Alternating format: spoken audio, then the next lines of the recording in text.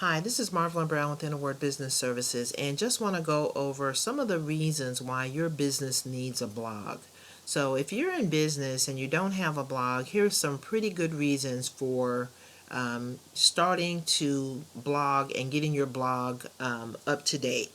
So this is a post that was done in 2013, and of course it's been updated with current content. A lot of things have changed, even within a 3-year time span. So just want to go over a few things. Now, when it comes to blogging, businesses normally fall into a few categories, either those that actively blog, those that have a blog but they haven't posted anything in a very long time.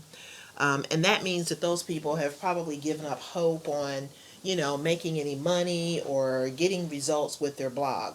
So they just pretty much, chuck the whole idea of blogging. And then there are those who don't have a blog at all. They've never had a blog.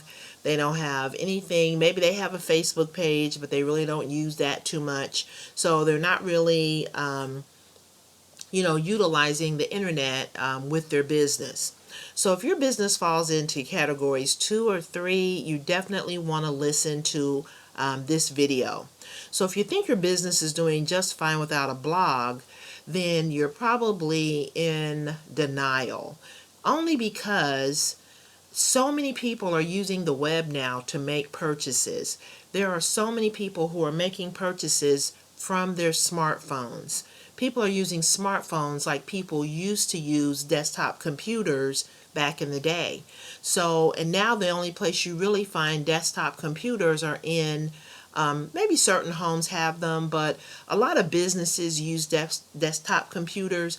But in homes, you normally find things like laptops, tablets, and then, of course, everyone is pretty much addicted to their cell phone. So it doesn't matter. They have plans now where pretty much anyone can get a cell phone. Even kids have cell phones now. So if you're not online and you're not being accessible to those people who have a cell phone, then you're living in the dark ages. So basically, I want to just give you a few definitions. One is mobile enhanced technology. So mobile enhanced technology just allows your readers or users to see your website content without having to scroll all over the place. And I'm not sure if you've ever done this before, but I've gone to websites. This has been a long time ago, of course, but I've gone to websites where I had to, because the website didn't resize itself to the size of my device. When I was looking at a website on my cell phone, I would have to scroll around and then I would lose where I was at, and it made it very hard for me to even complete forms or provide any information, and it's just a hassle. So if people are having to do that because you have an old stagnant website that you haven't updated in the last 10 years, you need to actually take a look at some of the articles. Go on Google and do a search on some of the articles that talk about mobile enhanced technology. You can also implement a blog. You can go to we have a series that we did on how to install a WordPress blog. It's so easy now to install a blog that pretty much anyone can do it. We have videos that will walk you through the process so that even if you're not technical, you should be able to do it. And even if you're not technical, if you find that you're stuck or you're not wanting to do it, we will install it for you. So there's really no reason for you not to use a mobile enhanced responsive design in your website or your blog. So, and basically, if you think about the fact that 4 out of 5 consumers use smartphones to shop, then this is really an important thing that you need. If you want to make money online or you want your business to be successful, you really need to place your business online so that you can reach a larger audience. You have the whole world that you could be doing business with right now if you were just online. The next thing that I want to talk about is attraction marketing. So I'm sure you've probably heard the term attraction marketing, but when you think about the way that people and businesses interact now, a lot of them are interacting on, there again, those smartphones. The other thing that's happening is people are not necessarily as responsive to paper or hard copy correspondence. So when you send out, if you're sending out postcards or, some kind of direct mail piece, and you're sending it to companies that are not familiar with you, so basically you're sending them out to a cold market, those things are probably going to end up in file 13, just because we get so much mail. People get a lot of mail that they don't want, unsolicited mail.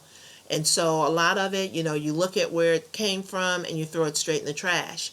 So what you want to do is there's nothing wrong with sending out direct mail pieces to customers who are kind of VIPs. They've done business with you. They have even done repeat business with you. They're very comfortable and familiar with you.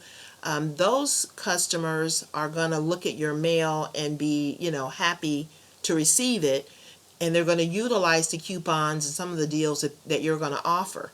But someone who's not familiar with you is probably not going to respond. So the way that you reach out to those people, now people are basically using social media platforms. They're using their SMS or their text messaging platforms. They're using online resources to get in touch with the people that they want to reach, including attraction marketing. So that's something that you also want to think about. You can save a lot of money by, reaching out to people online versus spending all that money on items that might be thrown away.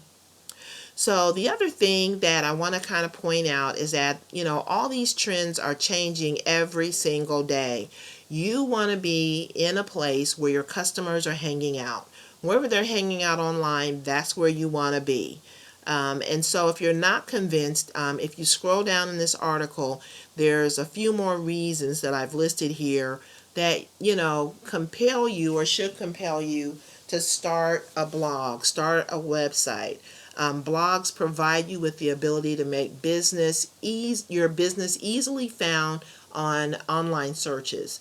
So, you're actually leaving money on the table because you can enhance the number of people that you can do business with if you would just get online. Blogging also gives you the ability to reach a larger audience. I talked about that earlier. It also enables you to create an enhanced connection with your customers. So you can keep your customers, you can keep your business front and center in the minds of your customers if you're communicating with them on a regular basis. Blogging also gives you the ability to show your capabilities. So you can do, live streaming, you can do online presentations through YouTube, you can Skype, with your customers if they want to have an in-person meeting, and maybe you have a customer who's halfway around the world. You can Skype with that person. You can live stream. You can do so many different things today that you couldn't even do maybe 5 years ago. The other thing, and this is one of the main this is one of the main cases I make for, taking your business online, and that is that it gives entrepreneurs the ability to control their content and their online presence. So say, for instance, if you're doing everything offline, or maybe you even have a company supplied website. All you're doing when you're driving traffic to that company supplied website is you're making that company more popular. You're driving business to them, and yes, you're probably getting a commission check, which is always wonderful, but at the same time, nobody knows about you. All of your leads are going to your company supplied website. When people are entering their email address, all of that goes to your company supplied website. Everything that you're doing, if you're relying on a company supplied website, everything you're doing could be lost in the blink of an eye. Your company could get hacked.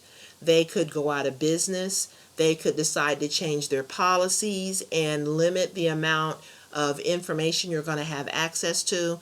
And so where would that leave you if you fell into one of those categories? So having your own blog that you control is going to give you a lot more leverage. And I would even suggest having an offline spreadsheet or some kind of offline method that you can also use to back up your own blog, because blogs go down, blogs crash, and you can lose lots of data.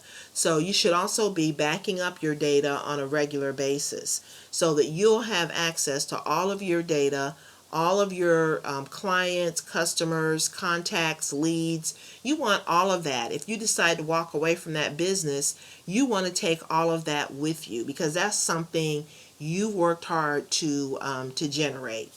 So anyway, these are some great reasons to get a blog, start blogging. If you have any questions, please feel free to reach out. I'm going to put a link to this page on the bottom of this video.